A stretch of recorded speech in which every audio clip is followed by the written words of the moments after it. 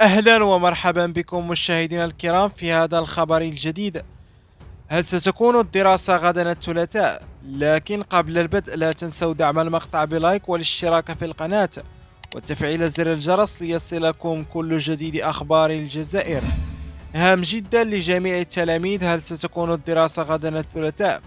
الكثير من الرسائل والتعليقات تصلنا عبر قناتنا والتي تهم هذا الموضوع، وفي هذا الفيديو سنجيبكم عن هذا السؤال. نعم صحيح، تحضر النقابات الجزائرية المستقلة لإضراب واسع في القطاع العام يوم غد الثلاثاء 28 فبراير، تزامنا مع عرض مشروعي قانوني العمل النقابي والحق في الإضراب على البرلمان.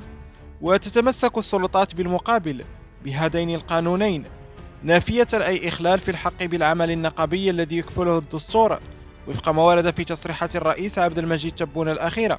وأكد تكتل النقابات الجزائرية المستقلة أن غدا سيكون إضراب يوم الثلاثاء 28 فبراير، تعبيرا عن رفض مشروعي القانونين بالصيغة الحالية والمطالبة بسحبهما من البرلمان وإعادة فتح مضمونهما للنقاش والإتراء باشتراك التنظيمات النقابية باعتبارها المعني الأول بتطبيق القانونين على أرض الواقع.